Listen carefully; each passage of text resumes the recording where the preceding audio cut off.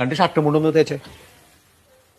ഞാൻ ചോദിച്ചു കേട്ടാ, നിങ്ങൾ എവിടെ പോണെന്ന്? തേക്കടി. എവിടെ പോണെന്ന് ചോദിച്ചിട്ട് അത് പറയാനില്ലല്ലോ.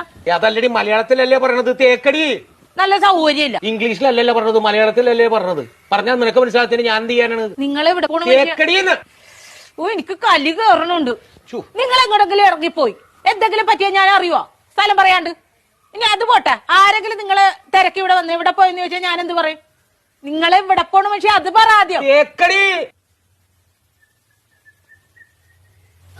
ഇങ്ങനെ ഇരിക്കണ റെഡിയായില്ലേ?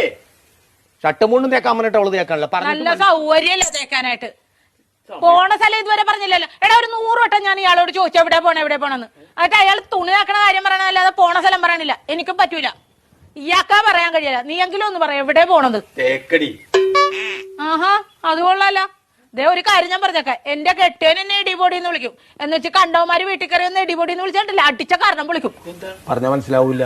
അതാണ് ഞാൻ പറഞ്ഞത്. ഞാൻ പെടാപ്പാട് വെട്ടിയിരിക്കണ ഇപ്പൊ ഇവിടെ കിടന്നു. നിനക്ക് എന്നാ കാര്യടാ എന്നെ ഇടിപൊടി എന്ന് വിളിക്കും? തേക്കടി. ഞാൻ ഒരു വട്ടം പറഞ്ഞു, ഇനി ഞാൻ അടിക്കും, സത്യമായിട്ട് അടിക്കും ഞാൻ. മനസ്സിലായില്ലേ ഇപ്പൊ പറഞ്ഞത്? പിന്നെ പറഞ്ഞാലല്ലേ മനസ്സിലാവുള്ളൂ.